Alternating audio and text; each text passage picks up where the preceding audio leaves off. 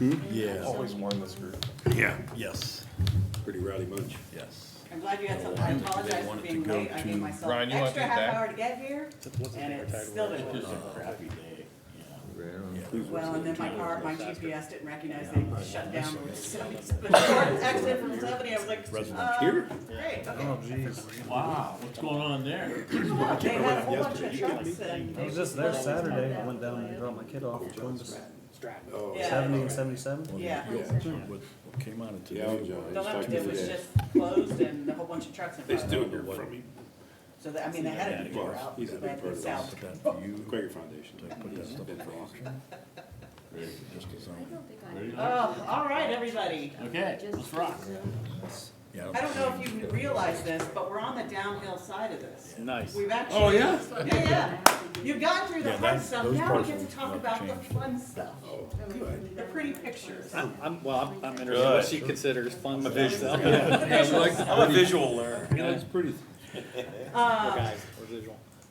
So, one of the things, I will tell you ahead of game, one of the things that this doesn't account for, which came up in the December meeting, when Michael was on the phone, call, and I'm not sure if he's remotely accessing or not, but, was the idea that we might want to create an overlay district, particularly for the main corridors, to have some special landscaping requirements in particular that could help create a little bit more of a uniform streetscape without being overly burdensome, but without also having the city, redo everything. So that is one of the things we're still looking at. So some of this could change based on that. And by that, I just mean, depending on what area of the corridor you're in, we may have different requirements, and that's what the overlay district would do. So I'm gonna try to work with him in the next week or two and figure out what the master plan is kind of directing to help guide that, and then we'll bring that to you. But,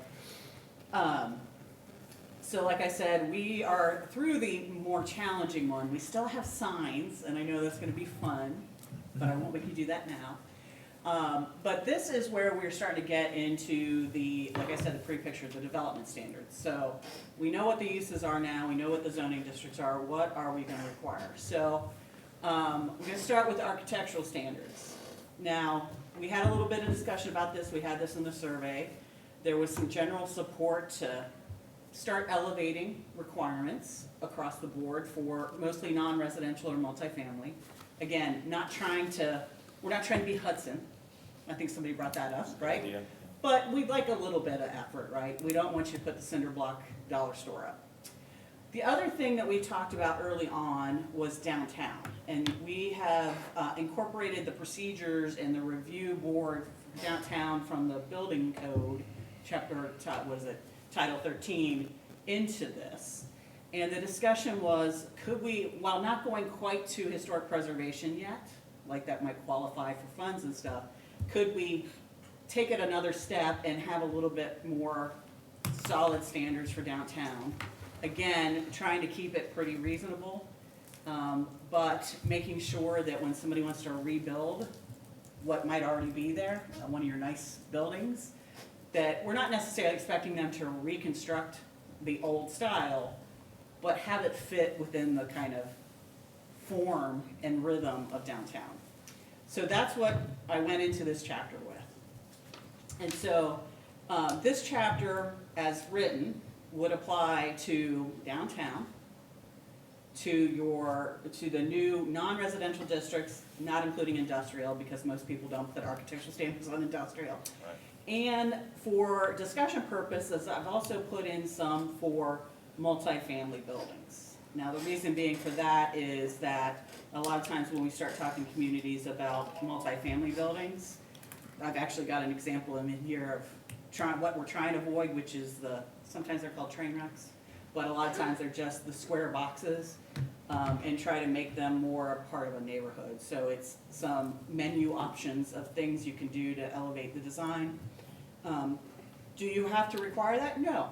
Could we say, listen, we're not gonna bother with applying those standards for something under 12 units, but if you get into a true apartment building, yeah, you can, any of these thresholds are subject to discussion. So starting off with these architectural standards for multifamily dwellings, basic stuff, building orientation. have it, you know, the predominant facades facing the street. Now, if it's a large enough development and there's internal streets, that could obviously be one of the places it faces. But for a site specific with just one or two buildings, it should face the primary street. With the building facades, again, what we're trying to do is give some options without mandating material. I didn't put in here, it's gotta be brick, it's gotta be whatever.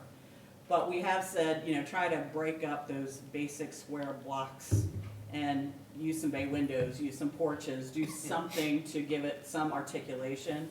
And so these are, right here, some examples of choices that they would have to just, again, you know, elevate the design a little bit. And unfortunately, right now, depending on how this is formatted, these should be on the same page, but this is an example of something that might need it versus something, like I said, the boxes that aren't facing the street are, you know, basically packed in there.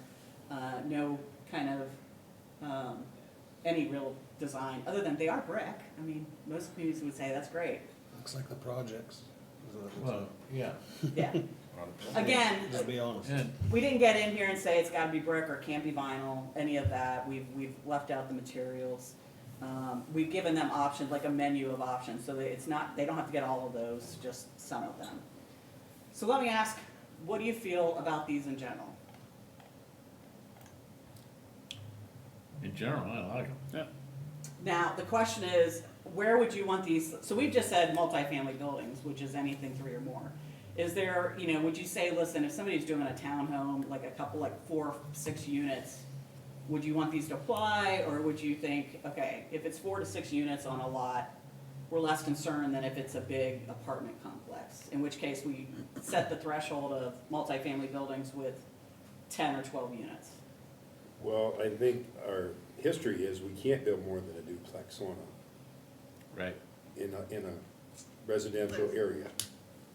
We initially had triplexes going for a while, then we stopped that because of the traffic it created in the alleys that they were built on, right, Josh? There was a lot, I mean, everybody keeps saying that our code says that, but nowhere does it say that you Really? can do a triplex, but that's. so we can build a triplex now? Well, what, Oh, what, Wait a minute, No, it does say duplex in residential. what It the says current, single family home or duplex, and then Yeah. anything other than that has to go to Board of Zone Appeals. and then in a they residential decided, area. then they must have decided to stop the triplex scenario, because that was rampant in the, I'm guessing, Oh, yeah. 90s. Yeah. In all the alleys where triplexes going up, Yeah, especially out there off of Fifth and Carly and all that, out in that area right?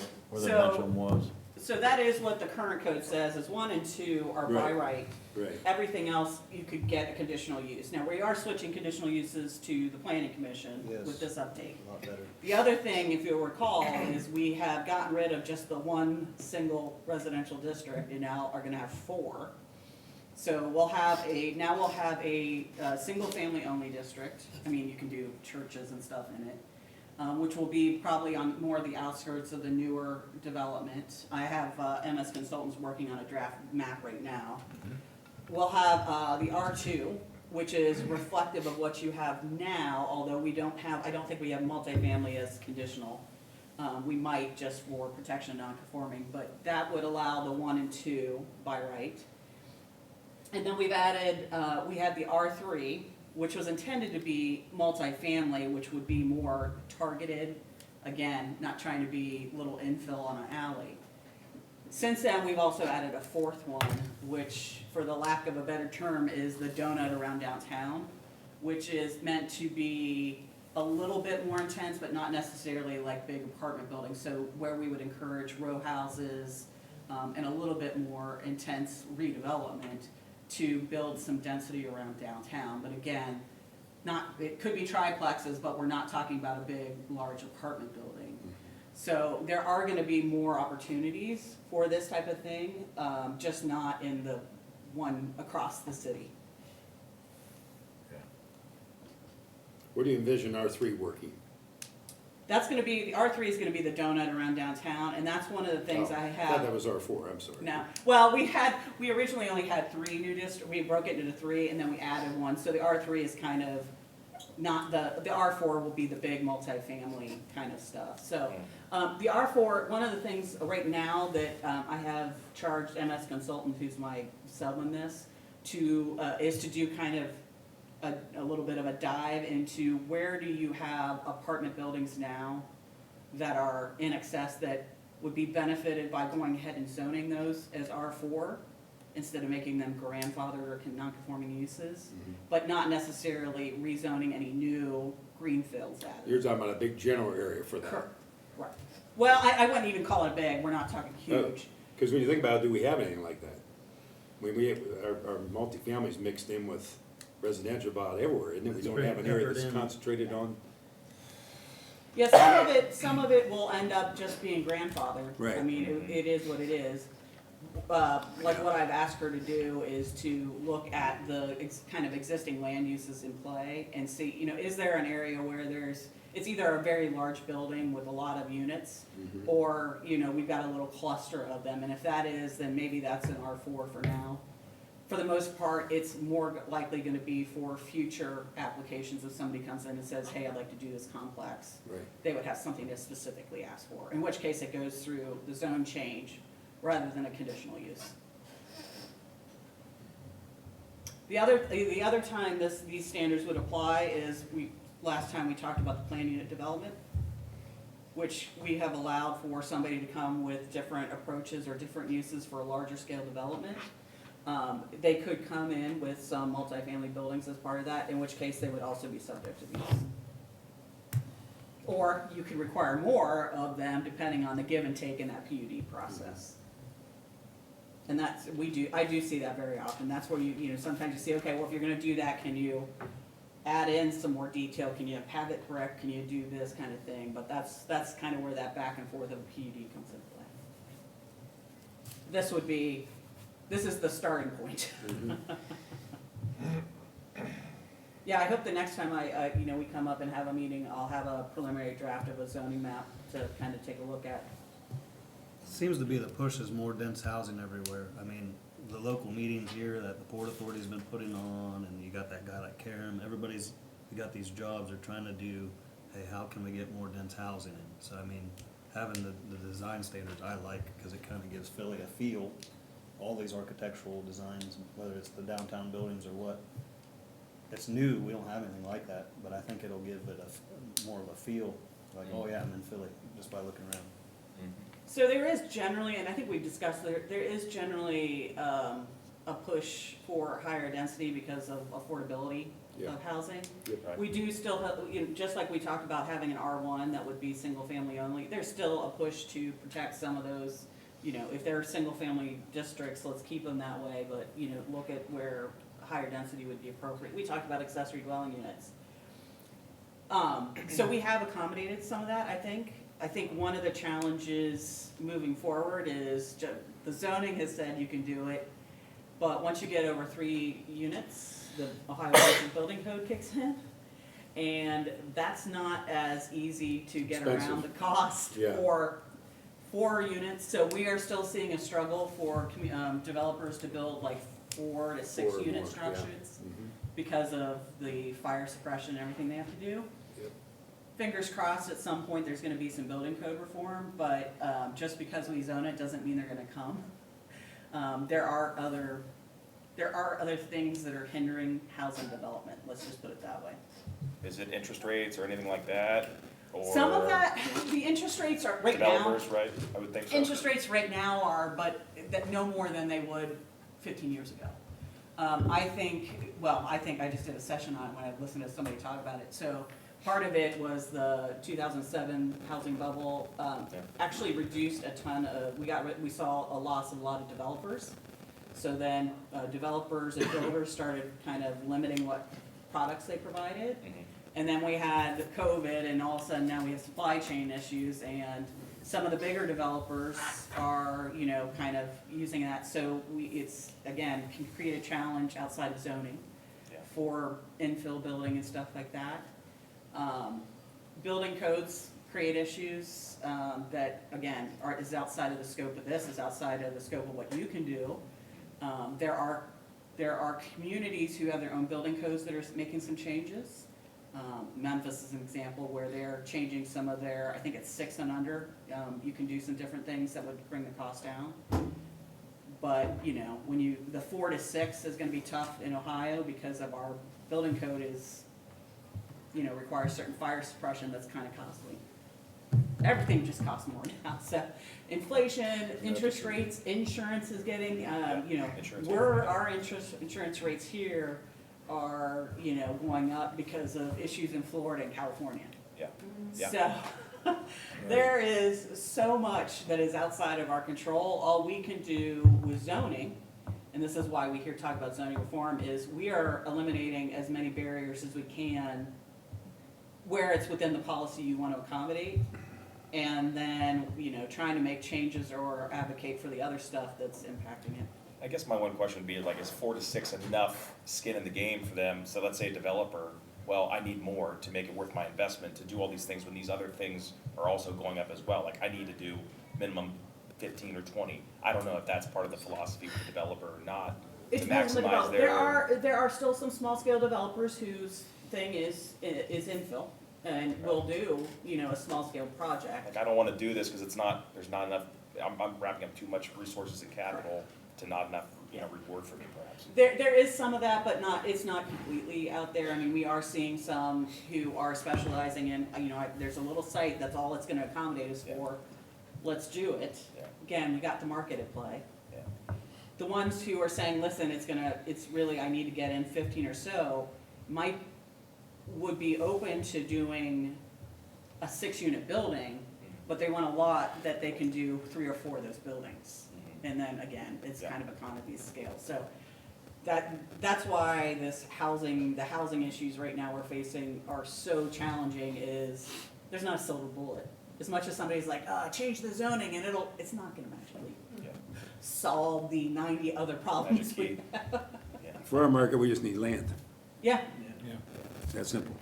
well, and I think, you know, I think here you've also got a market issue. You're close enough to Columbus and some bigger cities where there's a higher demand Developer in the capital to those. build some housing, We have and the it's land. easier to get supply, and so if it's easier to build there, they're gonna go there. That's been our dilemma for years. So, again, we're not trying to be overly, you know, like I said, we're not saying it's gotta be brick, it's gotta be anything, just avoid this. Yeah, yep. Okay. Architectural standards for non-residential buildings. So these are standards that would apply across the board to everything except industrial. Like I said, it wouldn't apply in the industrial district. This would also apply to the central business district. But there are some additional design standards we have for the central business district that are after this, so don't think that this is all. If you didn't get a chance to read through it, I'll just tell you that in advance. So, again, building orientation, kind of primarily the streets. We do mention that in the city, although most of them are gonna be oriented to the streets anyways, but the design review board could accommodate something else. Blank building walls visible from the street, excluding like alleys and stuff like that. You know, you don't want just a big bricked facade. Building materials, in this case, what we have done is we haven't dictated again brick or something Don Hudson. We have discouraged vinyl, particularly for downtown. Now, what we are saying is like vinyl could be the windows, could be doors, could be the kind of challenging areas to, you know, corners of roofs and stuff. Like if it's trim, that's fine. But especially for downtown, I even think, but you're not gonna see a Lowe's or anybody come in and do vinyl siding anyway. So this, again, we're not trying to be crazy. Building design in mass. These are, again, basic standards. I've seen them across the board. You know, this is a model I've used in a lot of communities like yours. You know, just trying to get a little something more, you know, and again, you can actually use these architectural features that we say here. You can use changes in color, changes in materials. So we're not, you know, trying to get you to do terracotta or, you know, anything real particularly fancy, but just, again, to give it a little bit element of design. And here's where all the illustrations are of, you know, in your cap or the top of the building, you know, you can use different parapets, awnings, canopies, something to kind of emphasize this. And you can see these are variations of new and older buildings. Facade massing, if you got really white, again, Lowe's comes in, you know, break it up with some color. Again, color or materials or offsets. You know, we're not saying it has to be built like this first image. Again, offset alternatives include color changes or material changes. And honestly, these are written that in a way that, I mean, I've had communities use these very same standards, and they're not, it's not like people are varying or coming in and asking variances left and right because they're so complicated. So we really aren't, you know, setting the bar real high right now. Wall openings, doors and windows, again, the blank walls are a no-no. You know, if you've got building elevations that are on the street level, you know, containing at least 30% windows and stuff like that, just again, having some openings and transparency. Roof styles, again, we're not trying to limit roof styles or something like that, but they should be changing with any kind of offsets. You have this in downtown. One of the things I was looking at is like, I want to make sure that we're not requiring something that, you know, we're saying we want that, but then you couldn't rebuild what you have downtown. So for example, one of the things that is not required in downtown that we have there is that base, because a lot of your downtown buildings don't have a changing like base under the foundation, unlike suburban commercial development. Flat roofs and stuff, all allowed. Just, you know, kind of again, using the roof lines and the parapets to break it up, even with the dynamic roofing and different type like this, all of that is allowed. Screening of mechanical equipment. Most businesses do this anyways. But, you know, that's what the parapet walls are doing. They're hiding all the HVAC equipment on top, but we put it in here. Central Business District. Now again, not going for historic preservation, highly discretionary. You do have discretionary guidelines right now that the design review board looks at stuff, but they don't have a lot of teeth. We're trying to give it a little bit more teeth with this. Just, again, a little bit. We're not trying to be, I think I talked about, certified local government, historic preservation level where you can get extra funding from the state and stuff like that. That requires a lot of review and a lot of discretion. I'm working on, just so you know, I'm working on Newport, Kentucky's 166 pages of design guidelines for historic districts. That gives you an example of what a historic preservation district could look like. Give me hives.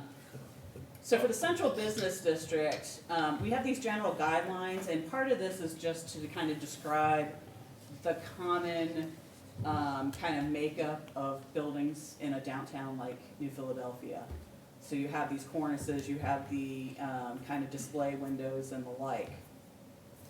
With building setback height and width, the big thing here is having similar setbacks. So we want you to be to the back of the sidewalk, or we do have a provision in here that gives you a 10-foot leeway if you're gonna put like a little outdoor dining area or a little amenity that just kind of, that would be allowed if you wanted to do something like that. But otherwise, you know, don't put that way in the back to have parking and the like.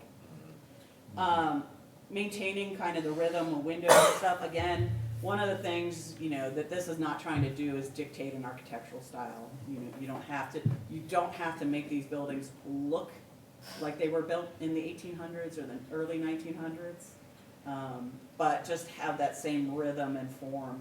Same with the height. Here we have the width of the new kind of breaking up into kind of, again, the rhythm of 50-foot scales. And then the big thing with the roof styles beyond what we just talked about is, again, trying to kind of keep that rhythm. And yes, this is a picture from Ohio. So don't try to pull something like this in downtown. That, you know, we're trying to make this look kind of similar in height and, you know, kind of appearance. But this just gives a little bit more guidance and a little bit more oomph on, you know, what they're trying to achieve. The way we are rewriting the design review board, though, would give them the ability to look at this a little bit more and say no, you know, to have actually teeth to say no on a certificate of appropriateness. More than just like, we suggest you do this, fingers crossed. That's it for the architectural standards. Again, we're not trying to overwhelm you, because You said no vinyl, what about, metal siding, vertical metal siding? so metal siding is allowed as trim as well. Okay, good. Like decorative metal and all that type I of didn't thing see is that. up here. Okay, But if you wanted to do the standing seam siding, that would be a no. okay. So say we're, you know, New Philadelphia or downtown, what we're talking about, and say you have a building that hasn't been used in a long time, and it's got asbestos or whatever, and there's a need, or somebody finds the need to wanna put something new there or whatever, and do you have to fall in line with the look that's currently really in place then? Is that kind of what? No, so what it's saying is, are you talking about if they want to demolish it and build new? Demolish it and, yeah, exactly. So if they want to demolish and build new, no, we're not saying it has to look the same style as the building that was there, nor does it have to reflect architectural styles. Right? So they could build, actually, this is an example of a building, kind of close to a downtown. This is something that if, you know, the height and the kind of setbacks and stuff were reflective, they could likely do. Yeah. Because we're just trying to keep them to the sidewalk, keep that rhythm and transparency, so have showrooms and big windows on the first floor, doing that kind of thing to keep the rhythm and scale. But at this point, what we're not dictating is that it has to look like a historic style. Okay. Could you do that? Yes.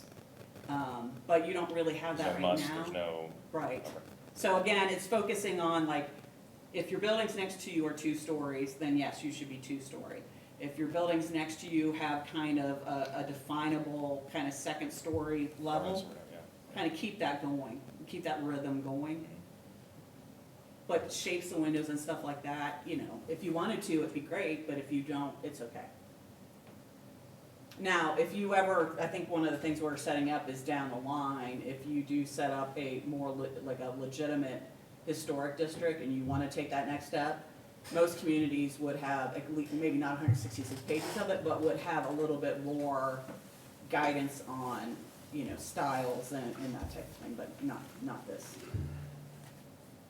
So yeah, somebody could tear it down and build a very modern building, but it would have to at least kind of reflect some commonalities.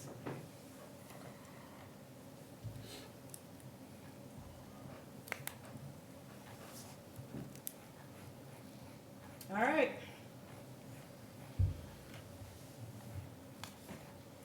And again, yeah, I don't think from the standpoint of like we were talking overlay district, I don't think this is one where we were thinking that there would be any kind of distinctions along that corridor. We were more talking about like landscaping and trees and kind of thing. Now, you do have some limitations, like in the office and some of the transitional areas. The buildings are gonna be smaller, but that's just a mere fact that the lots are smaller. All right, landscaping. So you don't have a lot of landscaping requirements, which is all right. You could say, listen, we're fine. Again, it's not what I got a feel for as we went through all this process. And we've talked about this a little bit more at the last one, especially when it came to some of the major corridors. So a couple things I try to focus on is buffering between land uses. Again, you know, the more intense uses, so obviously industrial to residential, which is where your landscaping is now, keeping that. And then, you know, maybe something not quite as extreme for commercial to residential. We also have kind of neighborhood scale, commercial to residential that's, you know, you're not gonna have big wide widths to do landscaping, so we'll do fencing and stuff like that. The applicability, so since you're gonna have a lot of development that now doesn't have this is, you know, if they come in and, you know, expand their building or do whatever, this gives you somewhere where it would trigger them to comply. So if you have a large or small building and they double the size of that building, then they would have to add some landscaping. A larger building, a little bit less percentage. And number two there is to prevent somebody from trying to be cute and just doing little incremental additions as you go along. The minimum materials and standards, again, this is kind of based on some best practices, so installation and timing, obviously, we don't understand what our weather's gonna be in the next 2 months. So, it's gotta be planted before occupancy, but if, occupancy happens in the winter, they get 6 months to install, or they can get an extension. Plant materials, you cannot plant invasive species. The state has a very specific list of things that are prohibited, and we just kind of refresh that. Evergreen trees, where they're required, have to be 6 feet tall. Shade trees, the big kind of canopy trees, are gonna be 2 inches at what we call diameter breast height, which is, I think, 4.5 feet above grade. Ornamental trees are smaller, more decorative ones, they have to be 1.5 inches. And then shrubs, I think, are the 3 gallons, and where we have that. Shrubs shall be a minimum height of 2 feet, thank you. You can use existing landscaping to count towards it. If it meets the standards, then you don't have to, it's not all about planting new. Driveways and stuff can cross all these requirements. You can use fences and walls, mounds and berms, all of these things to kind of, again, for screening purposes only. So landscaping requirements for vehicular use areas. So this is where we started the discussion about streetscaping and versus parking lot landscaping. So in the central business district, you're not gonna have a lot of vehicular use areas, but you could, and we have provisions for parking lots and stuff like that.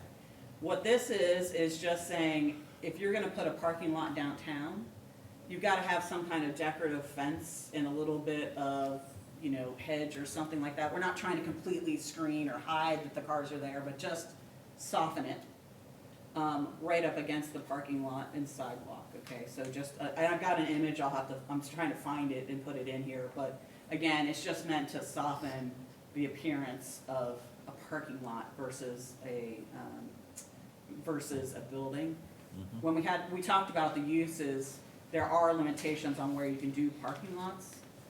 So rear yards and stuff like that. I think if you want to do it as a principal use, there's a conditional review and stuff like that. So hopefully nobody tears down a corner building right up here and makes it a parking lot. I don't think that would work real well. So anyways, for the central business district, that's really what we're focused on. It's not screening between land uses. Parking lot landscaping, what I did here was give some options. So this doesn't apply to the central business district, and it doesn't apply to your general industrial district. If you have a parking lot that's got 50 or more spaces, we can drop that down to 20, whatever number you want, but 50 would be a pretty decent sized parking lot. If you do that, then you're going to require to provide some landscaping. And that landscaping, what we've done is give them an option. They can put it in islands and break up that parking lot, or they can put it in the streetscape buffer between the street and the parking lot, which is probably preferable to them because then they don't have to plow around islands. But also, again, trying to just break up or soften up that kind of visibility of a large parking lot. Now, this is something that will likely change if we get into developing that overlay district. So we might say in the office transitional district, which has smaller lots, we don't, you're gonna be subject to this if you've got 10 parking spaces, but you're not gonna, we all want it up at the street. And it's gonna meet this standard. Every 20 feet, you gotta have a tree or something like that. So this I see kind of changing, but this is, I think, a reasonable starting spot for you who doesn't have anything like this right now, to not, I've got communities who have for a long time have said 5% of your entire parking lot has to be screened or landscaped. And then you have to do a lot of calculations and all that type of thing. Or if you've got a really large, like why Bucky's got so many, but if you've got like a Walmart or something, you get that high, you've got to double that. We're not I'm not taking it quite there yet, because again, we're going from nothing to something. So that's the big thing. The other thing is we do allow them to put in islands, and if they do islands, this would allow them to do the kind of green infrastructure bioswales. This is one in Blue Ash where they can landscape that and use that to accommodate stormwater. And so there's some design provisions for that. So buffering between land uses, again, this is where you have some vague language where you're encouraging people to buffer things, but you don't have very high-level specifics. So what I was trying to focus on was buffering between residential uses and non-residential uses, or more intense, the R3 and R4. So if you are in an R1, if you are any non-residential use in an R1 or an R2 or a PUD district in a residential area PUD, a church or a school, and you're up against neighborhood, then you would provide some kind of buffer. If you are in the R3 or R4 district where you've got more intense residential and you're up against single family, you would provide a buffer.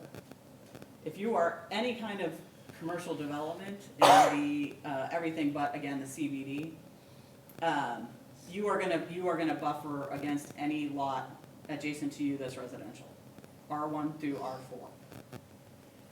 So you know we're being a little bit mean here.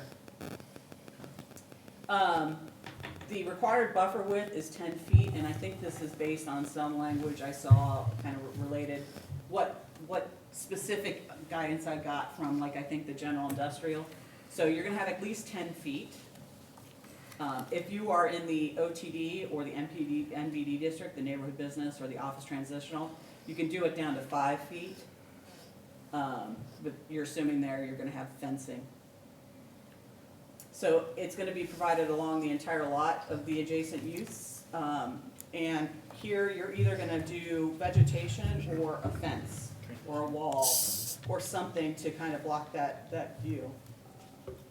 So we've given them the option of dense vegetation where you can't see it through it. If you wanna plant a row of evergreens, by gosh, go ahead and do it.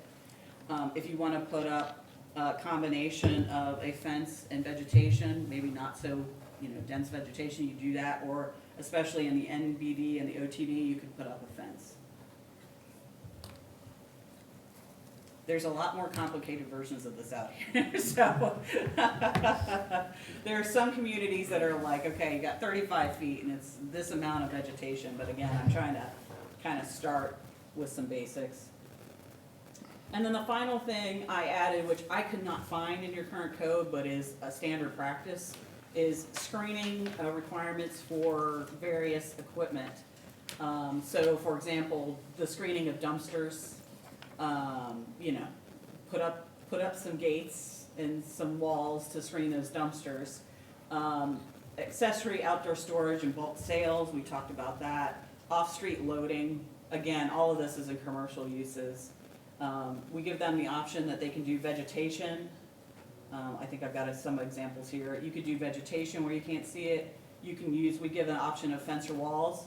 I don't have a picture of it in here, but one of the other options, especially for like outdoor storage, is like Lowe's that brings an extension of their building out to kind of screen it. You can do that.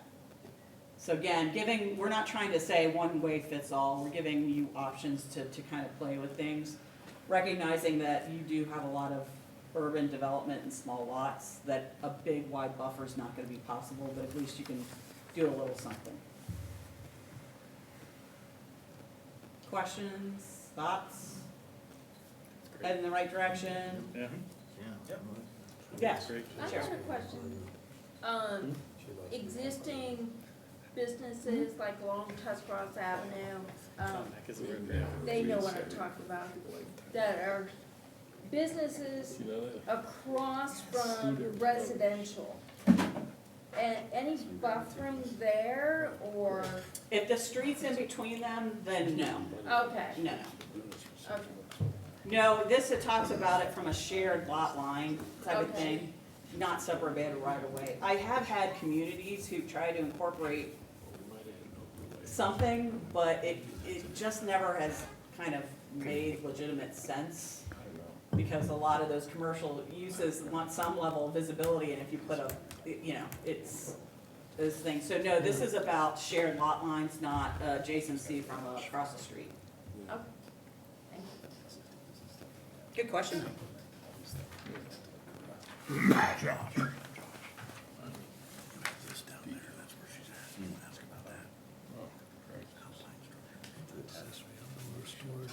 Oh, would that screening apply? What page are we on?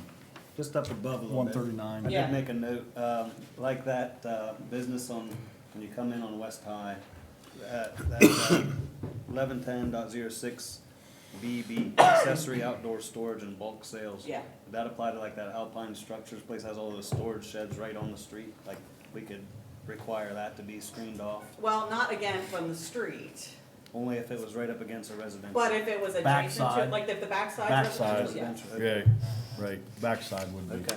Now, I think that's a really good example of a use that's not something that would, I think it's probably gonna become non-conforming, because I don't think we allow for bulk sales as like, that kind of bulk sales as a principal use. We want an actual building, a permanent building. Now, you know, the accessory use outdoor bulk sales is like Home Depot selling mulch or something like that. Okay. But, I mean, they would be non-conforming, so if they continue, yes, you know. As soon as they go out, then it reverts back, Yeah, yeah. yeah. But Home Depot's a good example where sometimes they have that, you know, out front or whatever, they have that, and it's just an accessory use. So in that case, if they put it, let's say they put it up against the side, if that side was against a residential, well, it doesn't matter. It doesn't matter if they would already have to have a buffer because they're commercial against Right. residential, which is gonna be more expensive than screening the outdoor storage. Isn't there an issue with that lot where those storage units are for sale right there? It's owned by an oil company, isn't it? Where are we You guys know the history of that on West High? Same thing down on East High, there's another, I thought it had to do with tanks, possibly still being in the ground or something. Do you know anything about that? I don't, not Okay. offhand without digging into. The old quick fill? Yeah, Yeah, I bet they still are. there's Why would something to no? that, that's why they just lease it, they can't, I don't think they can sell it unless they remove the tanks and clean it up, and there's the same scenario, I think, down on West High, on the left side across from Pro's Table where they have a car lot there, I think. Ask Schultz to ask Buster. about There's a history with both those That's a parcels, sore and that's subject. why they just lease them and put what they have on them. It's a perfect setting for storage buildings, I but know, where the county's building their I think they had to remove some storage tanks they from there down there, for them. East High. Yeah. Stokey's them. I remember seeing the Oops ticket come in to remove it Mhm. just last year. That's where we talked, you know, when we were talking about principal uses and stuff, we talked a little bit about various types of storage uses and where they would be allowed, and I think we limited them a lot more. But with the screening like this, for example, Yeah, I if they're understand up now. against residential anyways, I'll tell you that the screening between the districts is gonna be more than what they would do to screen, you know, these types of things. We So- had a landscaping place in the old Hollywood video where they just had big piles of mulch sitting out, so that would need to be screened. Right, so this is, so let's say this is an example of, I think the dumpster is a good one. This doesn't matter if it's adjacent to residential, you're gonna screen that dumpster. And Now, that- with the Alpine, I think they argue that's a principal use and not necessarily kind of accessory outdoor storage. Cause that is their business, is to sell those storage sheds. I was looking at something about their site here, so they're coming in today. Wendy, Yeah, on the, on the dumpster, yeah, we talked about, do you spell out that it's just in,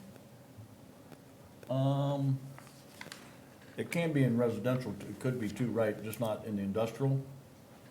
what are you As far talking? as- If, cause we're gonna see more of it in residential, so we can still control it the same, you didn't just So you're carve talking it about out? like construction dumpsters in residential? No, just a Oh. regular dumpster, because it's a multi-unit, And it's just sitting there, right? Is that one down at the thing just sitting there out, right? Like an apartment building that has a dumpster, that would require screening. It's not Yes. just one zone, it's. Yeah, this is a- That's what my question is. Yes. Did you just put it to one zone or did you do it to No, this all one, zones? and maybe what I'll do is I guess expand, it's I will right. clarify the applicability, because Yes. this one applies to all districts, including non-residential and residential districts. Yeah, if you So- would, just make sure it covers Yeah. all. Because it's also not necessarily that there is residential adjacent to it, so we don't care if you are Any. a commercial business next to a commercial business, your dumpster should, be screened. Exactly. So we don't have to deal with it. Okay, I'm gonna make a note, yeah. please. That's good. Take care of our fire complaints, There's a the lot. Mexicans, and all their stuff is involved everywhere. Right. Yeah. Some do it automatically, but they'll put little fences around or something. Yeah, again, this is, a lot of this is the little stuff, and a lot of these things, like some of the equipment and stuff that they might have, like freezers, usually they put that right up against the building anyways, and just kind of make it part of the building. I So mean, a whenever lot I of go it- to make revisions in this, I'm like, why is Larry commenting? Don't you see some places like I don't know if it's Starbucks or whatever, some fast food joints, they have their dumpsters outside of it, but they got some sort of high vinyl fencing Like around behind it, so it's Starbucks, uh-huh. not exposed just to the dumpster. A lot of this stuff she's covered already today is we get a lot of these questions from the architects whenever they first start the project. Do you guys have these requirements? You have these? Because 99% of Right. communities your size have And then them. their eyes light up when, oh, it's that simple. You guys don't Wild West, just do what we want. Yeah, in fact, because when I'm writing this stuff, I'm like, okay, let me make sure this isn't somewhere else in the codified ordinances, or I'll like search for certain words to make sure that I haven't, missed one little statement that says, you gotta, screen it this way in the general industrial district, so that I know, hey, wait, that's something you want more Well, I was gonna universal. say, that was some of our issues with our code is, you think it was in an area, and you checked it, and actually it was in somewhere else that went over the same, and you're like, ugh. Well, that's also why we're bringing some of the things from the building code. That's that what I'm are more saying, than zoning putting it in and- there, yes, that's what I'm getting at, Oh, I'm gonna put that here. Yeah. yeah. No, RVs in with the there is building something to permit be stuff. said that the fact that you don't have it, makes it, we're just like, hey, what's the starting we wanna start at? Right. And again, you're gonna have a lot of places that are non-conforming, Right, and you're gonna have to deal with it, but it's not like we're trying to make them put tens of thousands of dollars into this. It's not gonna take that to screen a dumpster. right. It also keeps other people out of the dumpsters. Dumpster diving? Just dumping. Oh my. Yeah. That's kind of- All right. Parking, access, and connectivity. And I know this is a fun one too. So, this is one where I've suggested a couple changes so we can do a little different things. This is one where you had a lot of parking requirements and they're spread out in every chapter, but then there was, again, pieces that I was like, wait, where? You say how many spaces you require, but how big are the spaces you require? Is that in there? I looked everywhere. No, We've got Thank some you. that say, I'm happy that I was like searching desperately for like parking space dimensions. Come on, tell me where it is. yeah, cause someone could say, well, I got enough parking space for 30 motorcycles. Yeah, yeah. And you had to say, yeah, and you really wanted, they're actually calling for 30 actual, but you see what I mean? But if someone could actually go around it where it's really only 15 spots, but, Well, and there's compacts, we talk about yeah, compact exactly. spaces. That's what I mean, that- but there's plenty of ways to get around the way ours is written.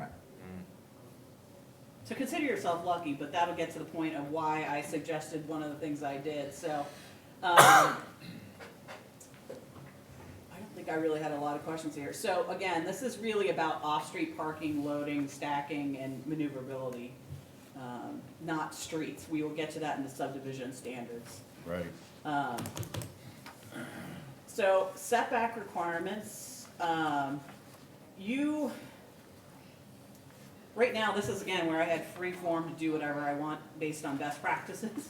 So right now, you don't have any particular setbacks for your parking areas. Now, I'm not talking about like a single-family driveway, I'm talking about a parking lot.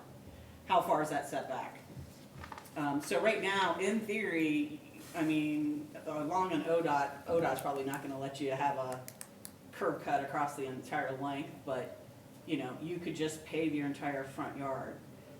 This is, I've suggested that you have a little bit of a setback from the front lot line. So 10 feet is kind of a general rule of thumb I see in other communities.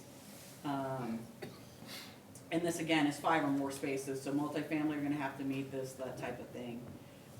With the NBD and the OTD, I have reduced the side and rear because those are gonna be tight urban lots compared to your regional businesses and general industrial. So this is something you don't have now that I am suggesting that you have at least something. One of the questions I have, and this may be a follow-up question as it relates to subdivision regulations, is whether or not the city wants to have any driveway separation requirements or driveway width requirements. So the driveway width is sometimes a positive thing, so that you don't have somebody, especially in residential, trying to, again, pave their entire front yard and have, you know, okay, you can have a two-car driveway, but let's not pave our entire front yard, right? That's also where we get into lot coverage, so that can be controlled as well. But, you know, we're also talking about, like, in your commercial districts, not having curb cuts, you know, every, 50 feet or whatever, if you've got a large lot or something like that. You don't, as far as I can tell, you have nothing like that now. Some of that may come out in subdivision regulations, but if it's not a subdivision, you've got nothing that would prevent, you know, somebody from having multiple curb cuts where they really probably don't need them. Yeah. So is this covering residential areas as well? It does. Okay, because I've complained frequently about single-family dwellings that have 12 cars, and you know there's more than whatever, but they park 2 inches from the Jordan Drive is the back of my house, or an alley or whatever. I know they don't park on the sidewalk in front, or they make up spots in the lawn, the back lawn, and so I'm just. So there's a couple of things, I knew that was gonna be, that's one of those things like that, and actually I just realized that the formatting should be numbered here. So up in location, we have parking, storage of vehicles shall take place on hard surface. So yes, that would prevent somebody from using their backyard unless they pave it. Now again, one of the things that is a chapter I skipped is we're working on those lot standards. One of the things that we talk about doing is lot coverages. That would Right. prevent somebody from like paving their entire rear yard or paving their entire front yard because of all the drainage problems that would cause. So this would basically say you can't have your entire backyard paved and you can't park in grassy areas. So that's one part of the, She's been wanting that for a while. Oh, yeah. Do we, on that then that would cover from someone, I'm putting my truck out in my front yard and putting a for sale sign in the grass, right? yeah, Okay. any Can you yard. still do that, or No, you cannot. No, you could not. Yeah, All this would- parking has to be on a hard surface, Yeah. basically. I just wanna make sure I was hearing it right. Yep. Well, and that was, I think, Cheryl, part of, because I think most communities assume you know that it's supposed to be on hard surface, but I know you brought it up enough that I wanted to make it abundantly clear, especially since we've talked about the lot coverage thing is gonna come into play as well.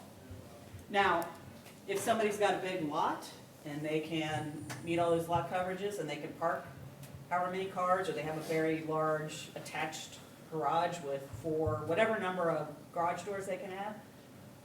I mean, parking garages are parking garages, they count towards requirements. So there's gonna be certain circumstances where they're gonna be able to accommodate a large number, but this should start to kind of get to that. Now, most single-family residential aren't gonna have 5 outdoor spaces, parking spaces, so this setback may not apply. But that's where I was asking about driveway setbacks and separations. So we can add in some of that, so they're not paving right up to the edge of the lot. Well, I think the key piece to that is the fact it's hard surface, Oh, yeah. you know, for sure. And then once we go over that lot coverage thing as far as Yeah. not 'Cause of drainage. paving everything and that stuff, Yeah, we should be fine. yeah. Good. We do have a landlord that paves a lot, Can do that. which is nice, you know who owns that property. But she'll pave like the front yard Take care of you guys. for the renters, and, or that owner, I should say. And so, then that would come into lot coverage, Yeah, the other way. yeah. That's also where the separate, like, again, different communities do these different ways, which is why there's Right. multiple options. I have had a number of communities that have, when we talk about driveway separation and driveway thing, has limited, in residential districts, have limited how wide your driveway and parking areas can be. And maybe it can only be 24 feet at the curb cut, so that you can get 2 cars pulling in. And then maybe you can widen it like 1 additional lane, so if you've got like a little lane that pulls to the side of your house so that you can go park a RV or something, you can do that. But again, that keeps, that can be a way of doing it without getting into percentage of coverage. Is you can only have so much width of it in your front yard. I think with that, you could still do that width and get around it by doing this and blowing, Well, that's why I said. ballooning out. That's why a lot of times they'll allow you to, there's a maximum width at the curb, and then you can only, there's a maximum width Okay, total. that's what I'm getting up to. So that you out. can, you don't want like 3 lanes coming off of your residential street, but Right. if you come in with 2 or 1, you can go up to 3 to Balloon allow out. that. I got you. So there's a maximum width at curb, and there's a maximum width anywhere else. Yep, I got you. Yep. Yeah, So the other question for setbacks, yeah, you, I obviously don't drive around the whole city, but I have a constituent who does, who keeps me informed, so I can speak to what I see. How large should the setback be from the street where you're parking in the yard? well, I think that gets to this driveway, is if we say you can only park on a driveway, and here's the maximum driveway width, that would get to that point, so that you couldn't, again, to what he said, you couldn't pull in off the curb cut and then go and have, kind of things. So there's a couple ways to get at it, that's a combination of maximum driveway parking widths. So you could say in residential, you can only park on driveways and you can only park in garages or under carports or whatever. Okay. And those driveways can't be any more than, let's say, 36 feet wide at any one point. I think in a case like maybe what you're getting at is, I'm just saying if I lived in town, that you should be able to pull up and not block the sidewalk. Right. That's simple. Even if there's a sidewalk not there, Yeah, exactly. well, you know where I live, here's a garage, Yes. here's what, maybe 10 feet, 12 feet of a yard, and 3 cars are squeezed in there, 2 more in the back, and another one on that side, and here's the drive, Right. Jordan Drive, the street. And so it's like, here's a garage, here's all the cars, here's the street. Yeah. So some of that is also overhang, like you said, let's say you don't want them to overhang over a sidewalk, Right. but also, there Okay. is, that's why a lot of communities setbacks. Okay. Especially for like the R1 would be, is enough, it's gotta be like at least 20 feet to accommodate at least 1 car length. Right, exactly. So even if the sidewalk's not there, that's the space for the sidewalk, right? You could The probably. right try of to way do should that. be in a sidewalk, and if there is no sidewalk, you still can't overhang into a right of way. Okay, Right. there should be a right of way there, cause part of that is, part of our city has sidewalks, and part of the areas do not have sidewalks. Well, and that'll be, But that, still the right of way. right, exactly. Okay. There's always a right of way. Okay. Is it wide enough to have a sidewalk? Some of them are wide and don't have a sidewalk, and part of that is knowing where it is, but that's on the property owner. And so, Gotcha. Like But right again, now- that's also why you see a lot of the newer, you know, when you talk about like what we are talking about will eventually be R1, that's your newer residential, single family only. That's why a lot of times they're set back 20 or 30 feet from the right of way, that is a car lane. Yeah. That's a Okay, typical gotcha, parking gotcha. space car lane. So that guarantees, Not hanging out over that. yeah, Yep, we have that now. For yeah. garages, if they face an alley or street, 20 feet. Yep, yep.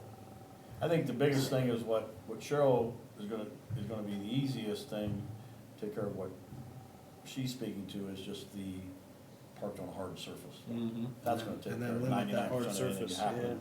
And so they Limit know the they width of can't the hard surface. Just hard pave surface. that. Yeah, hard you surface. can't just Yeah, hanging say, I got a over. whole bunch more cars, I need to pave my backyard Yeah, exactly. and make that a parking lot, yeah. Yeah. I can see that coming. If we're not, explicit. Thank you. Yeah, no, you're right, you're good. Like I said, I remember that being an issue, I had that in my notes and stuff, so that, part of that is getting at it in a multitude of different ways. It's not just one thing. Again, lot coverage is a big part of it for hard surfaces, so. Right. Surface and grading, so again, this is that, surface of parking, any vehicular use area has gotta be a hard, durable, dust-free surface. One of the things that we have allowed is for, the newer, porous pavements, so they are a hard surface, but they allow for water to, Drain through. storm water to drain through them. Right. Some communities do require though, if you're gonna use that, like by all means do it, but if you're gonna use that, you have to submit a maintenance plan, because if certain ones, if you don't We do. vacuum them or clean them, you do, as part of Yeah. property maintenance? Yeah, we make anything that has a type of system, that they have to get it recorded in the whole shot. Okay, so is that in the property maintenance code, or where do you have that? We're doing it under storm, so, Okay, yeah. Stormwater. so that's taken care of? Yeah. Okay. I have communities that don't quite have that, so we'll add in here, hey, don't forget, you gotta have a maintenance plan. Add it in there, Okay, though, alright. please. Is that, I missed it, is that just for water runoff, or are we talking about maintenance of non? It's or- maintenance of the porous Maintenance of the asphalt. system. Yeah. Yeah, See, that, cause what comes to mind right now is paste sink, or if we require them to either maintain it or pave after this code's done, cause so many people complain about that mess they make over there. Either they have to pave it and do a hard service, or they have to do a maintenance plan with us. well, they don't have anything storm there to do a maintenance plan with us. No, that's why I asked, is this just stormwater, or is it for like just a messy property? It's just stormwater. Okay, so, let me touch on that then. So once this code goes into effect, most things are grandfathered in, but if we have a parking lot that's not, if we go to, they have to have hard surface parking, we can, as a city, say, hey, you gotta do this within so many months to come up to the new code. Or are they allowed to have that mess there forever? They're allowed to have that mess there Okay, forever. I was just gonna say the same thing. Well, per Grandfather. se.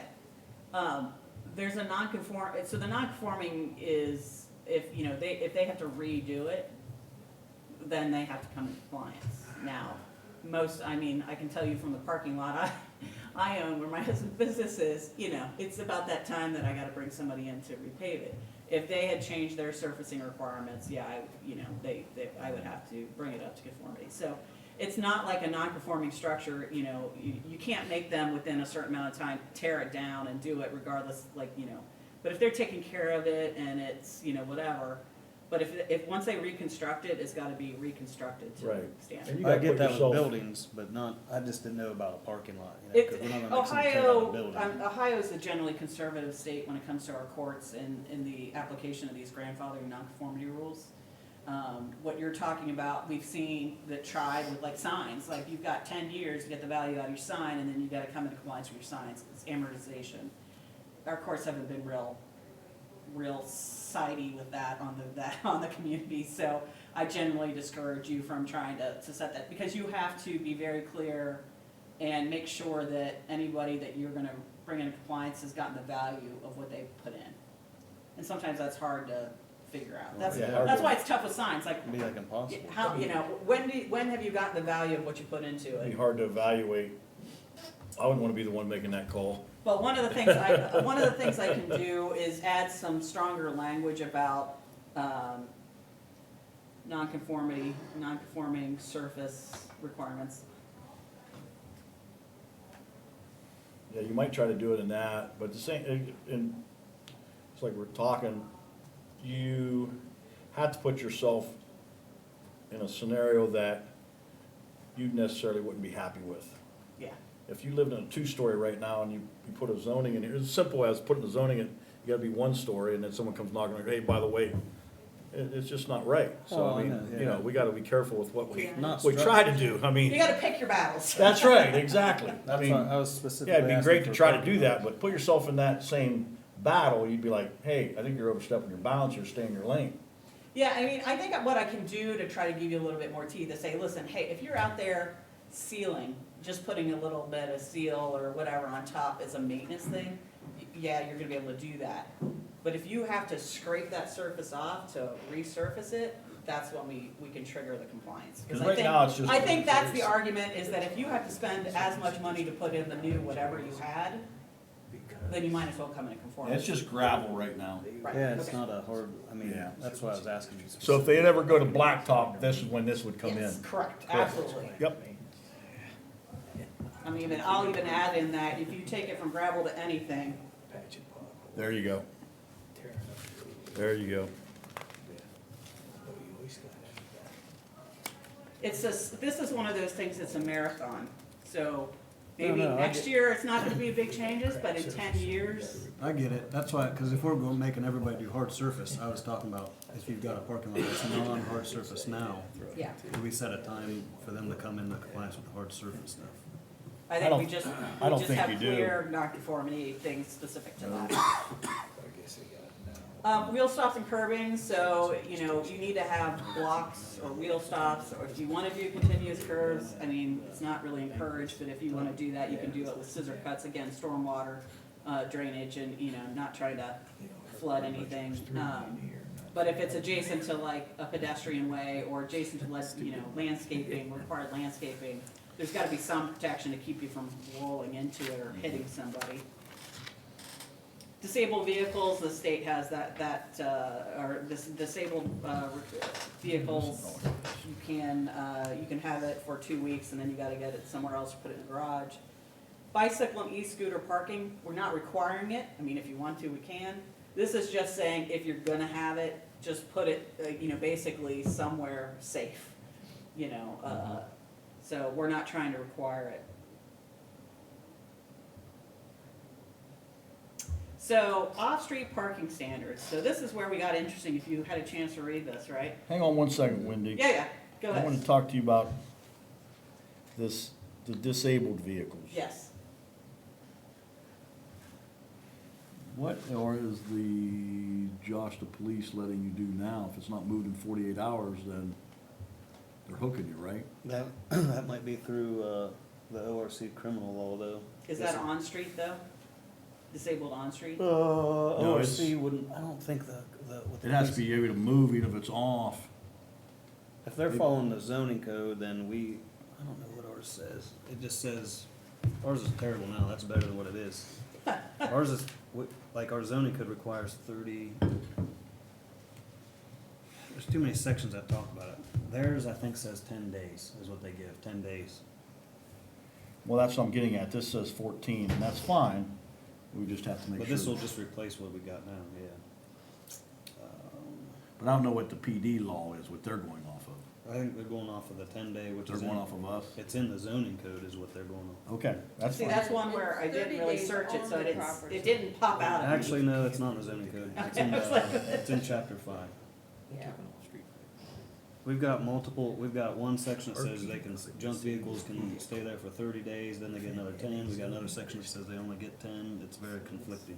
Okay. That's why, So That the- may be one of those things where we try to decide where it's best located, pick one rule, and then suggest that you make changes to the others. So- Oh, yeah. Oh, I'm fine with the 14 days. I just didn't know, I just didn't want to have, Well, I know, but I think his point is there's a couple conflicting, yeah, and then we'll have to change some other Right. parts. We'll have to carve them out at Yeah. a later time. yeah, These sections are terrible, all of them.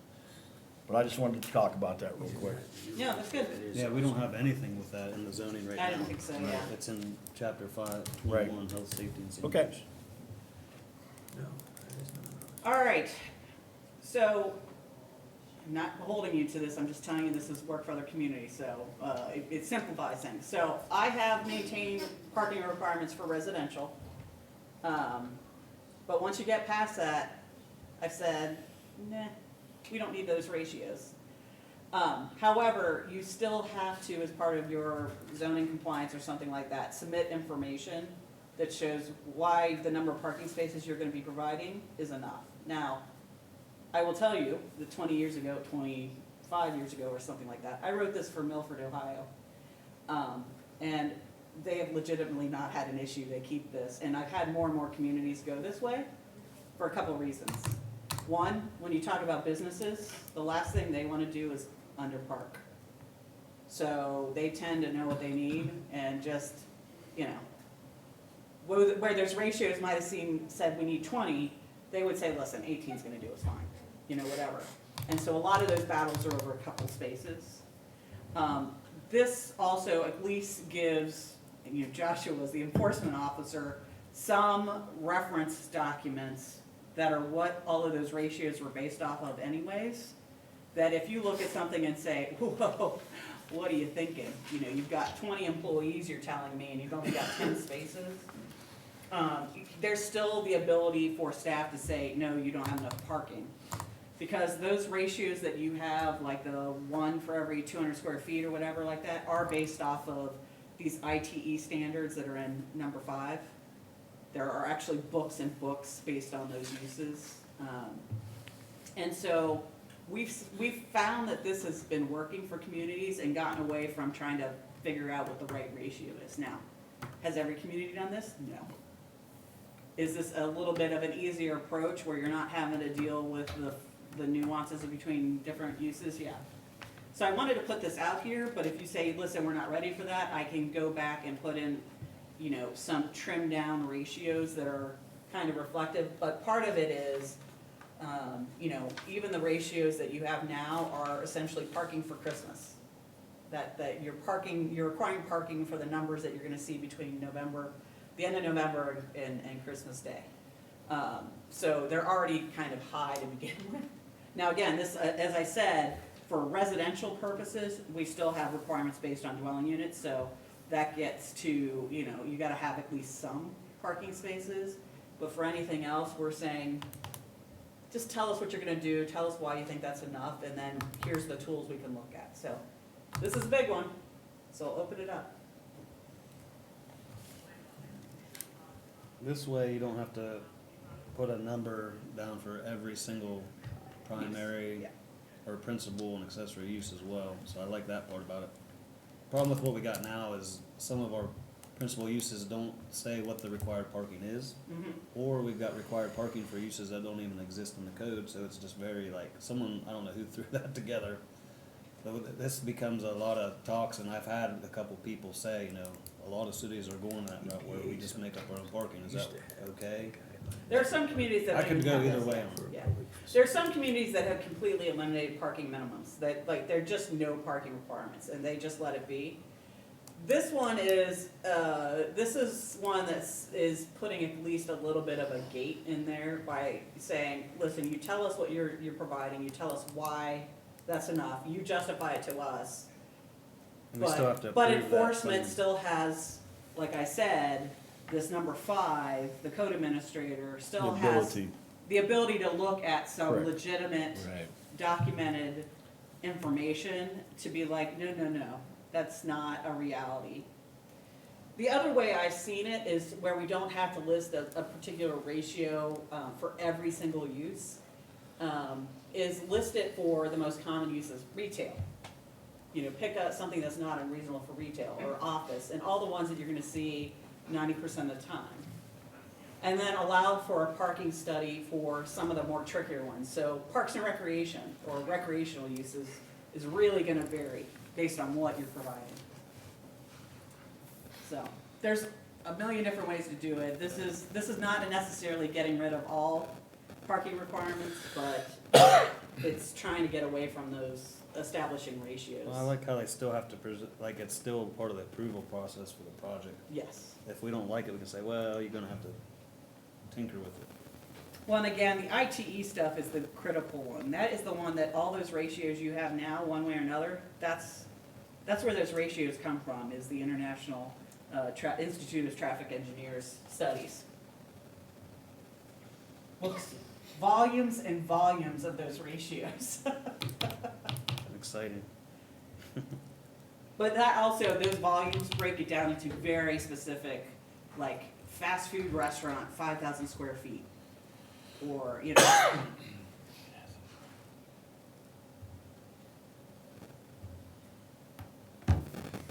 We could chew on that. You could always come back afterwards also and say, but again, like I said, this isn't something that's new. You know, we did this, like I said, 25 years ago. This is very much similar to what I wrote for Milford, and we did it because their argument was, you know, these businesses, they know what they want, and their biggest problem was not that they were coming in with too few parking spaces, is they were coming in with much bigger parking spaces, or parking lots than, you know, they would have preferred, but they didn't have a cap to begin with, so, you know, why do it? All right, well, again, I'll double check with you, but that's just what I wanted to throw out there. It is a big change, but it simplifies things. Now, where things don't get so simple is, now I've been mean and I've added dimensions for your parking spaces. So with parking spaces, this is another one where the trend is to allow for smaller parking spaces. However, most communities I work with argue that 10 by 19 is about as small as they want to go, especially with the bigger SUVs and bigger trucks that are out there nowadays, that 10 feet is better than 9. But for most perpendicular parking spaces, a 10 by 19 space is gonna work. You know, those drive aisle widths allow for a little bit of overhang to begin with, so this is kind of the rule of thumb that I'm seeing for comparable communities. So this gets away from providing 20 motorcycle parking spaces, and allows for different design modules. We have allowed, you can see right below that, for larger parking lots. If you have 50 or more spaces, that 10% of them can be for compact, if you really want to have, you know, a certain number for compact parking spaces. This also doesn't get into if somebody wants to label certain parking spaces for veterans, or, you know, they can do that, they can have all those symbols. So this is not, we're not dictating that. That's all just their choice. So that is all new, because you don't have those dimensions. Parking for handicap, the ADA and guidelines of the state dictate that. Electric charging stations, if they want to do electric charging stations for their patrons, this would be allowed in any approved parking space. Shared or off-site parking, again, this is not something I've seen you have, but it is something most communities allow.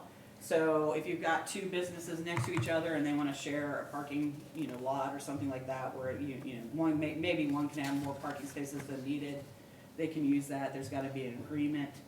The other thing is off-site parking, which is not allowed in residential districts per se, but like churches in like downtown, for example, maybe they have an off-site parking lot that they lease or whatever, use on a temporary basis.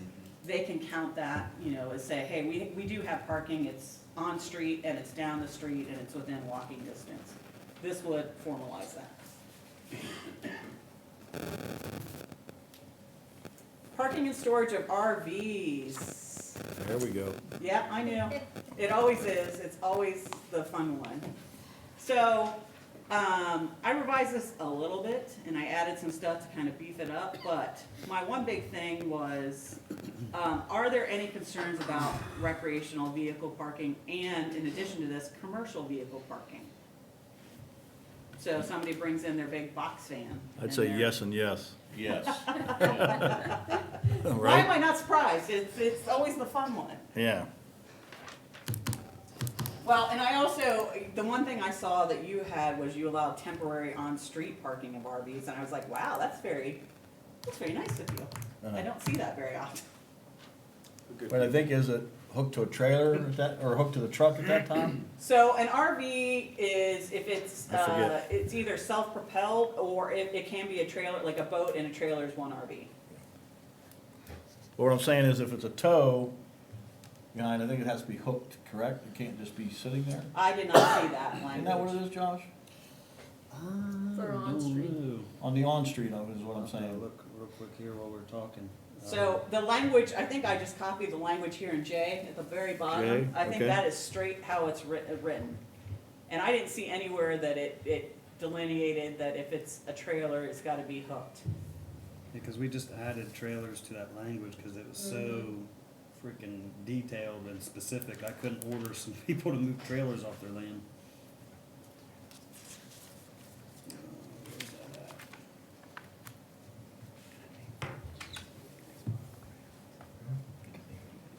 Not what I'm usually looking at. Well, while you're looking for that, what are the issues you're having with the RVs as it's written now? Just too many people putting too many on their lots. You know, we allow for one. I just had another one. We had like 6 on there. I had to get them. It's a vacant house. They were using it as the whole backyard as a storage. All right, well, problem one is solved with the surface parking and stuff like that, because we have the hard surface. helps. So we've got that. Oh, there you go. Yeah. That's right. So that's a trailer. Again, trying to be mean. No, I'm not. Yeah, no, that does. Parking, and it's not a hard surface. Yeah. But say we go out back there at that same house, and he meets the thing, and there's 4 can fit, and still there's no issue with lot coverage, are we all still gonna be okay with that, I guess? Well, so in the situation you're talking about, it's gonna depend on lot size. I mean, most residential lot coverages, even if you're doing all pervious pavement, I mean, you're not talking more than half of the lot, 50% and more. And I'll look at what the more typical one is. I'll look on the map and say, what is your typical coverage, so we're not making a lot of nonconformities. Okay. But in an urban setting, a lot of residential ones are no more than, 40 to 50% coverage. So, you may have some situations where somebody's already paved a lot of their rear yard and you're kind of stuck with it, but, Yeah, right, we're just but grandfathered 90% in. of the time, this is probably gonna prevent No, I in agree the with you. future. Are I do we agree. getting away from the language that just allows one? Because our current code just says you're allowed to park one, whether it's a boat, an RV, a camper. So, I wish I could tell you there was a perfect model out there, but there's not. This is one of those weird ones, like accessory uses, this is a challenge for every community. And every community I've worked with has a kind of a different thought process on them. I think a lot of communities are moving to, I think where you have the provision, Well, it says that it's a conditional use by the planning Yeah. commission, so if you wanna park more than one RV, okay, I didn't read that part. We even had it to where it had to be in the side, wasn't it? Wasn't that Yeah. it? We had it Certain like, times of the year, it's allowed out front and then the rest. yeah, so you have, I have it down here, like it's Yeah. on the next one. So that April 1st to Jay. November 15th, that's actually, I'll tell you, I've seen a lot more communities going to that just because they're tired of like the summer, when it's all heavy use, of just trying to deal with it. And so listen, if you have one and it's in the front during those months, fine. okay. Um, Oh, I see it now, okay. yeah. Let So me you read that still part. have that. Okay. In an urban community like this, I don't often see more than 2 allowed, but that is an enforcement thing that you have to take into consideration.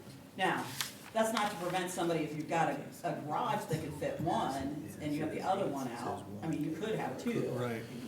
So you just say one can be outside and whatever else can be indoors. And I didn't see that language you have in there where if they want more than one, it has to come get a permit. We don't have that, I think you probably could apply that, because really, if somebody had, if right now, technically, somebody had a second one in the garage, Big would you deal. be like, oh, you can't do that? Yeah, big deal. No, we allow, yeah, if it's hidden in the garage. I guess the We could question on clarify that, that, the so. question on that is, I remember, it's been some years ago, is this addressing, or where's that at, Josh, that it can't be hooked up to electric and stuff like that?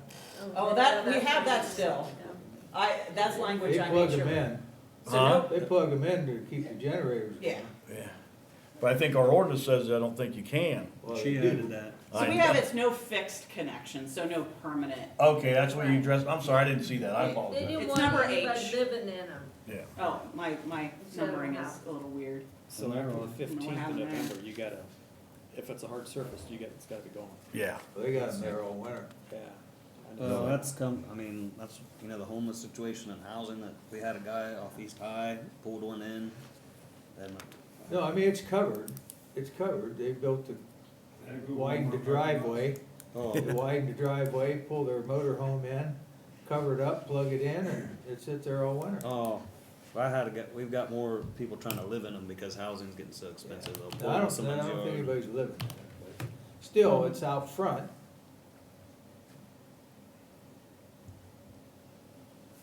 Yeah, according to this. Yeah, I know during COVID, there were a lot of like first responders who were doing that in the early stages. And a lot of communities just turned their, I mean, there were so many other things we were dealing with then, they were Right. just like, whatever, that's fine. Especially if you had to isolate. Yeah, yeah. So. We need to bring that back every now and then. The only, I mean, again, every, Stay your distance, please. these are kind of, again, this is all complaint-based stuff, so there's a problem, there is a problem with that. Other communities have said, listen, if you've got a big one, if it's over, I think it's like 32 feet in length, when you're talking bus size, that those aren't, that we don't allow those in the front yard at all.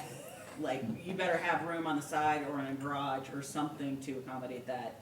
Otherwise, you get the loading and unloading and get it out of here, because that's big, a bus size RV. This is bus size.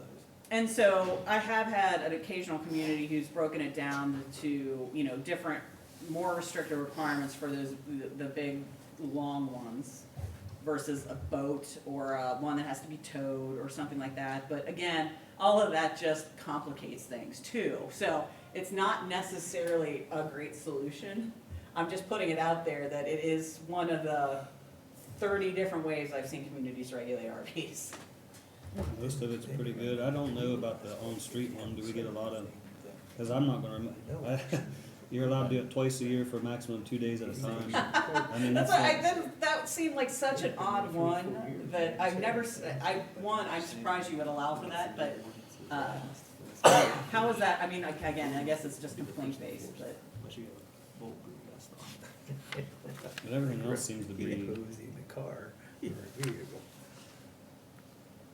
I like having the setback still, because that's some of the complaints that I've had, because they're parked right along the alley or whatever, and some of our back alleys are tight. I think that's all language you have now. Yeah, keeping that, Yeah. that's what I'm saying, keeping that. Oh, yeah, the yeah, yeah. setbacks and keeping. I mean, it's essentially treating it as an accessory structure when it's stored. I only get a handful a year, really. And it's usually either because someone's connected and they're living in it, or there's too many on the property. Or they're parked in the grass or whatever. Yeah, So I mean, so that'll- we've kind of picked on that. I think we can put clarity that only one can be outdoors.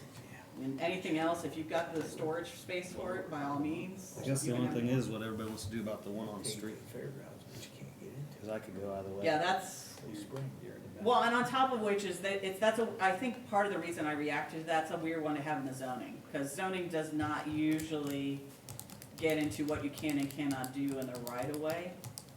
Or enforce it at least. It's usually done through a right of way ordinance or something like that. I don't think that, I think we would need to, this is just myself, have to take it out of there, because if not, say Josh sees it, has to be a picture timestamped, and that's got there 2 days in a row. Yeah. And then he's got to go back out there another time, do the same thing, and finally, when it's the third time, is finally when he enforces something like that. You know what I'm saying? Yeah. You know what I It's, mean? I can't say that I've come across this one in all very. Some of very our long streets time. are tight, I So bet we none will be could allowed to- take it off, just take That's it what I'm out. saying. Yeah. Yeah, that's what I'm I saying, agree. take it out, just take it out. Just take it out. Too hard to enforce. Yeah. Well, it's actually much easier to enforce if you don't let it. That's what I'm saying. That's exactly what I'm saying. You don't allow it, then there's no way to, Now, I think if somebody was just driving up and they had it hooked or something like that, and they were, just Oh, sure. parked there, I think you would just look at that as a normal yeah, you just parking Loading, provision. unloading. gonna look the other way for a minute, you know what I mean? Yeah, But just let 'em that do would be business. too hard, that's the way we have it, it's too hard to Yeah. even enforce. What about, the commercial vehicles? I brought that up, the big, I think Dump trucks. there's a lot of growling about that too. I mean, I'm not a, I know Dover enforces that. If you've got a commercial vehicle parked in a residential lot, they'll come and make you, it's gotta be on a commercial I lot. mean, we have some areas too, like, I mean, well, down where Luke, where you was at, if you had a commercial vehicle on Kent Circle coming in there, can you imagine trying to get through there? No. With another, that's what I'm saying. So Impossible. that's why, It's hard enough West just to make a School, Grand turn. Avenue. right, and then you gotta have school buses gonna run through there I mean, it's. 5 yeah. days a week. Yeah. I just don't think that it's, Grand Avenue. I can Yeah. incorporate a fairly easy one. Again, it's not going to prevent somebody who's got a dually or like a No. Hummer or something like that. But if you are regularly driving a, box truck, that kind of thing, or something, larger or whatever, like a dump truck, I've seen Yeah. that, that kind of thing. yeah, try to get that stuff worked Yeah. in there. We get that complaint. Because someone's we trying got to- certain areas that just wouldn't be, I mean, we're right down by, like what Josh was saying, down by one of our elementary schools, West School, He's got multiple there. they're on Yeah. Maple Avenue, that's tight. Well, then if you start putting a commercial vehicle or anything there, and And they- buses and everything else, it's not conducive. They do park commercial. We get complaints that people can't see it back in their driveway because Yeah. their big box trucks always park there. Yeah. Okay. I'll incorporate something, again, that's usually a simpler one to put in there because, whether you look at the federal highway classifications, whatever, there's usually a line that you're like, Right. listen, we're not trying to be unfair to people who drive pickup trucks, Right. even the bigger ones, but, there's a certain point where that's a commercial Yeah, I've operation. got a guy in my neighborhood right now, he's at a rental, he's got a dually that's pulling about a 30-foot trailer, not a 20-foot trailer, that he puts a side-by-side on, and he's a welder. That was me for a second. Welding unit and a couple of toolboxes. And he can't, he lives right on an alley, so he can't park it. Yeah. He has to park it in front of my house. And takes up, That's on-street parking. that's on street questions. parking, yeah. That's where the right-of-way ordinances started to come into The play. one in a lot spots of where these Wyatt communities. is- Not just the small Be cell on the stuff. time. Do we have anything in place? I saw it down in Denison. There was like, if somebody's gonna be like unloading Oh, yeah. something like that. Yeah. Do we have any signs that were like 30-minute unloading parking and things like that at all? What are you talking, unloading? Like if you're you're able to park here if you're unloading and it's like a 30-minute unloading. I mean, if somebody's got something in their Oh, like trailer, if somebody's pulling up or like in front of a downtown, like Yeah. space. it's probably more from in That's front of a all, commercial building. that is standpoint, all but- done, either if it's on street, it's done by the city. And, Right. that's their traffic mitigation kind of Yeah. stuff.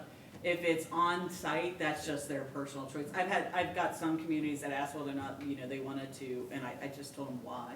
But like, if you've got a destination area that you're constantly seeing ride sharing, like if Yeah. you've got a spot where you want them to go, the on-site, that's like, if you wanna do that, by all means, but that's not something the city wants to get into enforcing for you. Yeah, 'cause you can see plenty of guys in town that have like, not real estate, but like landscaping businesses, and they're towing their trailers. That's their Yeah. means of business of getting their equipment all around.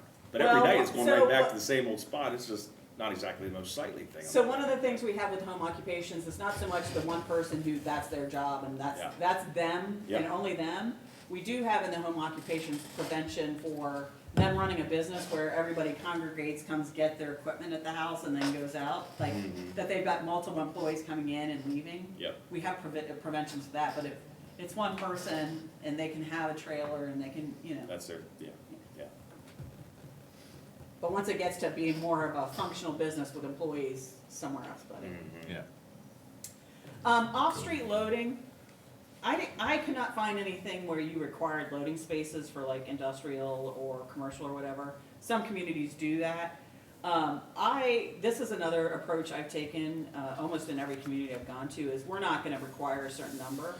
I mean, most industrial businesses know if they need loading docks and stuff like that. So this is just saying, if you are going to put a loading dock or designated loading area in, here's the design requirements for it. Like, obviously, we don't want you backing in and out and maneuvering off a public street, okay? So this is just setting the design if they build that into their design. But to be honest, you know, a lot of the smaller retail spaces, they just either do their loading like off busy hours, or they've got like a place where they'll, you know, they just pull up in the parking lot and do it real quick. And so, we find this to be for, like Kroger's, but Kroger's knows that they need loading docks, so they're gonna put them in. And this is your requirements that they're gonna do it. And then again, something you didn't have, but we've given you that most communities are now doing is stacking space requirements, drive-throughs. Whether it's financial or car washes or Chick-fil-A, which loves to have them. Who was it I saw, somebody's got an In-N-Out or a Jack in the Box or something, had some kind of 8-hour wait, I don't know, it's crazy things, we're not dealing with that, but this just sets up a requirement, if you have a drive-through, again, how is that designed to maneuver people on site? So you don't have a waiting time outside, keeping it separate so that there's always a way to bypass that. There's a way to bypass it if you're not in the stacking space, so again, these are kind of best practices, simple requirements, lots of graphics. No, man, can't have a pen. And then finally, sidewalk connections to right of way. So this last section is if you are in a place in the city, in a commercial area, and there is a public sidewalk out front, you have to provide some connection to that sidewalk to your entry. Could be a painted pathway, could be a sidewalk, could be a paved area or something, but some way to connect people safely from your sidewalk. And that's again, a very easy kind of thing to do, and again, encourages pedestrian activity. But one of the questions I have that is gonna tie into one of the next and final chapters we have, which is subdivision design, is how do you wanna deal with installing sidewalks for developments and subdivisions where there is no sidewalk? So, there are communities that want to be very aggressive about getting sidewalks in, to the point they say, if you don't have a sidewalk and you are in the regional planning, or, you know, the regional business district, I don't care if there's not a sidewalk to be found around there, we want you to put a sidewalk in, if you redevelop it or develop that site. Now, what does that create? A lot of weird-looking sidewalks to nowhere. I have communities that will do that if you've got a sidewalk plan or an active transportation plan that shows where you want to prioritize sidewalks. Okay, then you're gonna do it. I also have communities that are trying to do it a little bit slower way, which is if you are gonna build on a site and there is a sidewalk next to you, but you don't have a sidewalk across yours, you gotta connect. So we're moving it down the street as we go. I've made them do that now, Okay, but I do have a question on that. Yeah. Because I'm thinking maybe, do we make them do it, the scenario you have, that the side of a duplex has a sidewalk, so they redid it, put the sidewalk in. Do we make them also put them on that alley side?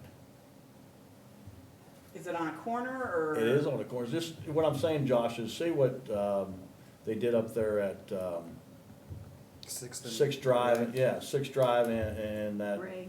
in Ray Avenue. That way people aren't walking in the alley to get back. Yeah. down.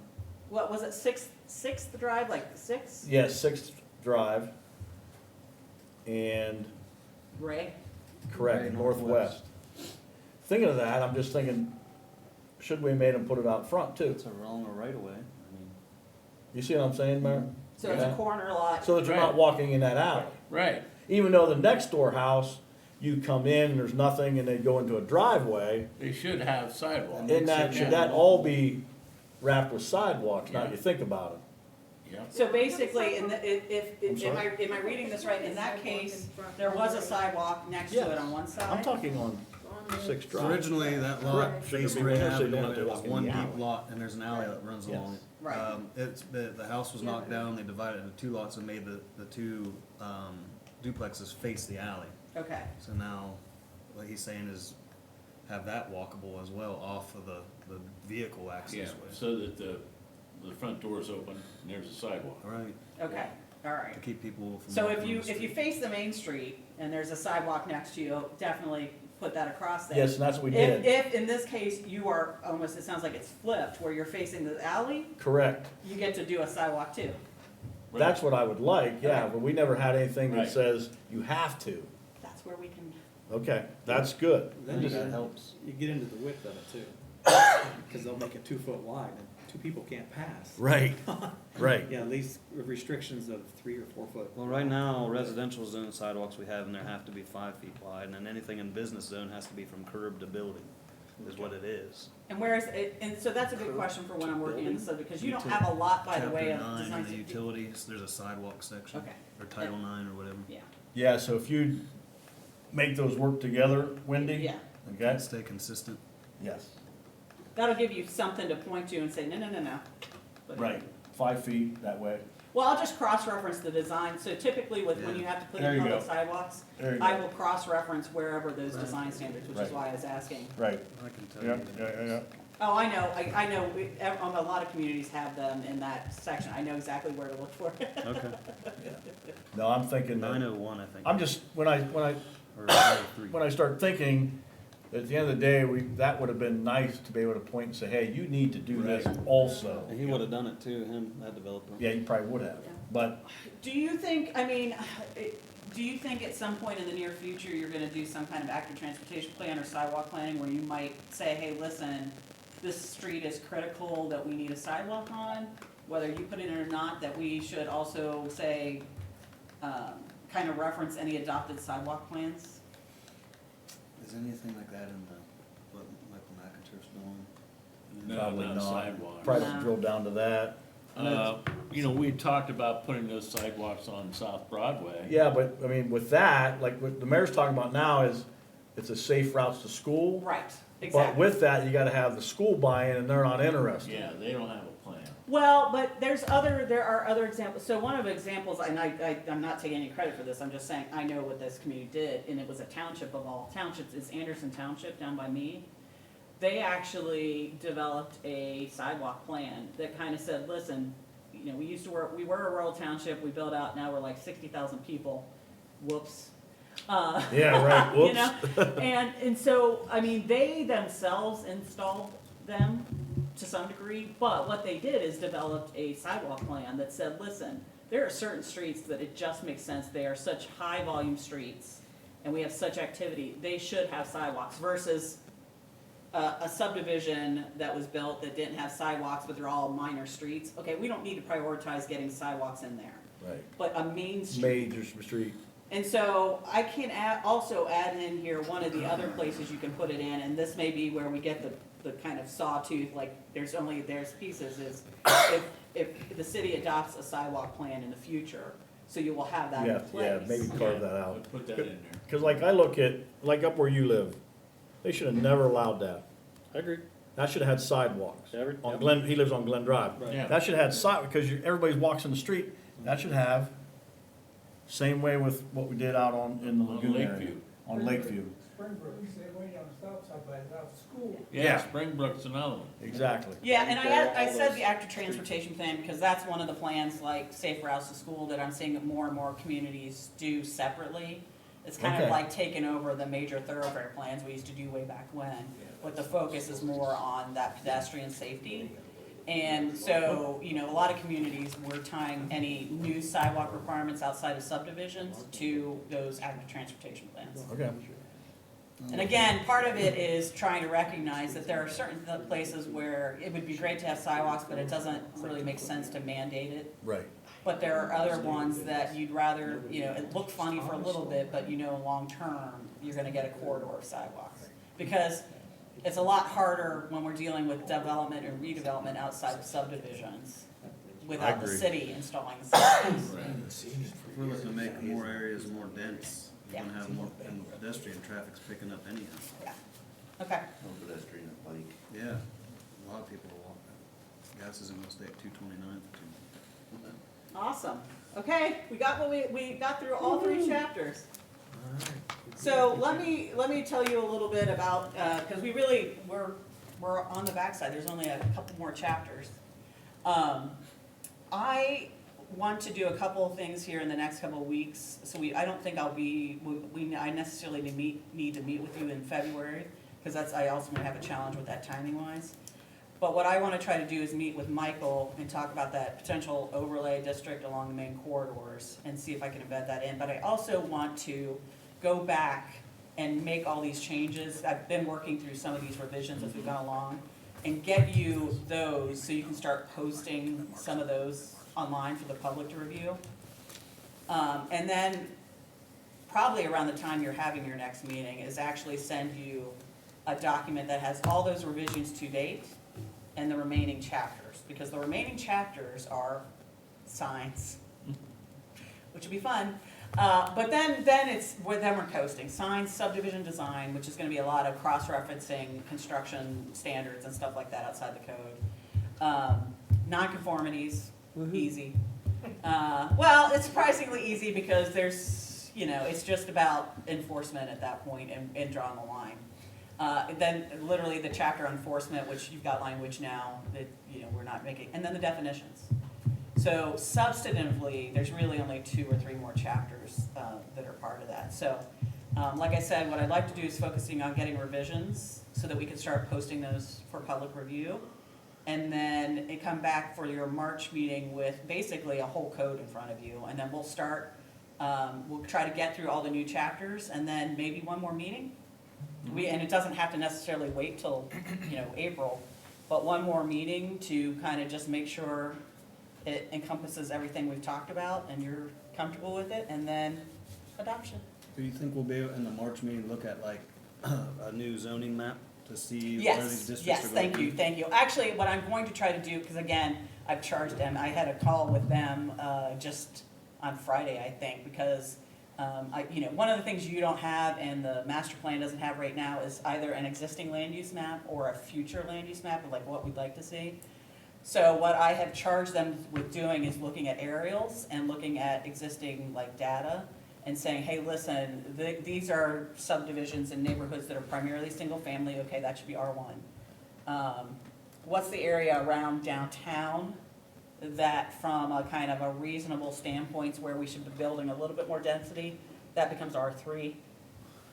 What are some areas where there might be some larger apartment buildings that maybe we go ahead and zone those for R4 existing, and the rest of it becomes R2, which is essentially reflective of your current residential district. And that's gonna be your older neighborhoods that are more of a mix of single family and 2 family.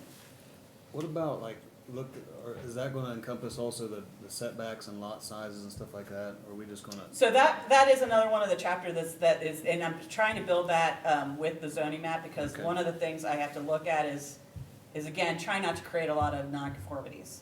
So lot coverages and fencing and stuff like that, thank you for that. That is the one I skipped because we're working on that simultaneously.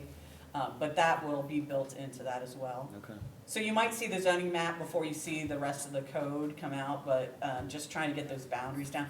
The commercial districts are a little bit easier because we kind of align them with what they are. What they are now. I think that's a key piece. I need to see this is what we are now, this Right. R1, R2, R3. I need to see Yeah, that. yeah. See it too. Yeah, I know, but that was one of the things that was like a challenge. It's like, okay, well, you don't have anything we're really working off of, and Right. so fortunately, there's enough data in the mapping you sent me, Larry, that says, okay, we can kind of pull from auditor records to see where we have predominantly single family. Okay, that's an easy start. Let's define those as R1. And I think, like I said, a lot of these more compact neighborhoods that will end up being R2.